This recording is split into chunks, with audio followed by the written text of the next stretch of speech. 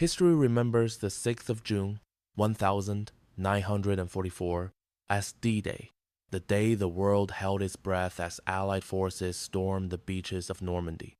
But history is often written in broad strokes, overlooking the millions of individual heartbeats that compose its symphony of courage and sacrifice. For the men of the 101st Airborne Division, the Screaming Eagles, the invasion began not at dawn on the beaches, but in the terrifying darkness of the night before. Packed into C-47 transport planes, they flew toward occupied France, a one-way ticket into chaos. This letter was found in the pocket of Private First Class Samuel Gable, recovered from a field near Sainte-Mère-Église. It was written on the evening of the 5th of June on a vibrating metal bench as he flew towards history. It's addressed to his younger brother, Timmy. Dearest Timmy, I hope this letter finds you well. I hope Mom isn't driving you too crazy with chores and that you're still practicing your curveball like I showed you. The engines on this plane are roaring so loud it feels like the whole world is shaking apart. I'm writing this on my knee, and the pen keeps trying to jump out of my hand. There are 20 of us in here, packed shoulder to shoulder in full gear.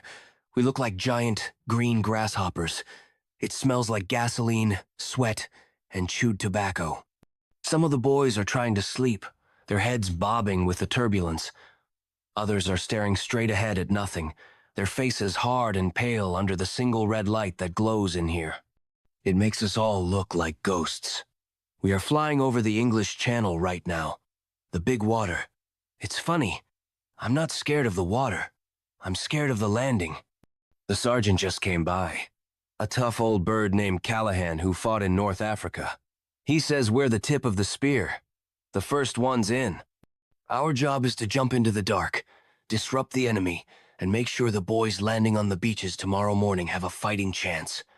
He makes it sound as simple as jumping off the back of Dad's truck into the hayloft. We both know it's a bit more complicated than that. Don't tell Mom I said that. For her, I'm just on a long camping trip with some friends. You know what I keep thinking about? That rickety old dock at Miller's Pond. Remember last summer when we tried to catch Old Man Crank? That giant catfish everyone talks about but no one has ever caught? We sat there for hours, not saying much, just watching the dragonflies skim across the water. You fell asleep using my jacket as a pillow. I didn't catch a single fish that day, but it was still the best day of fishing I've ever had. I promise you, Tim, when I get back, we're going to go out there again. And this time, we're catching Old Man Crank. I'll even let you reel him in. Just thinking about that peaceful water right now feels like a dream. It's a million miles away from the roar of these engines. I am holding on to that memory like a life raft. A fella across from me, a kid from Brooklyn named Tony, he's showing everyone a picture of his girl. Her name is Maria. He says he's going to open a bakery with her when he gets back to New York. He wants to fill the whole place with the smell of fresh bread, not this. We all have a when I get back story. It's what keeps us going. It's our armor. Mine is you, and Mom and Dad, and that quiet little pond. That's what I'm fighting for. Not for some line on a map. I'm fighting for my when I get back. My hands are shaking a little. I'm telling myself it's from the plane vibrating, but that's not the whole truth. It's okay to be scared, Timmy. That's what Dad always said. Being brave doesn't mean you're not scared. It means you do what you have to do anyway. And I'm going to do what I have to do. For you. So you never have to sit in a shaking metal box like this, flying towards a place you've only seen in nightmares. So you can grow up, fall in love, maybe even have a son of your own that you can take fishing at Miller's Pond. The red light just turned green. Sergeant Callahan is yelling. It's time.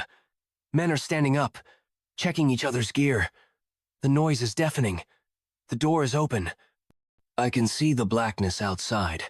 I have to stop writing now.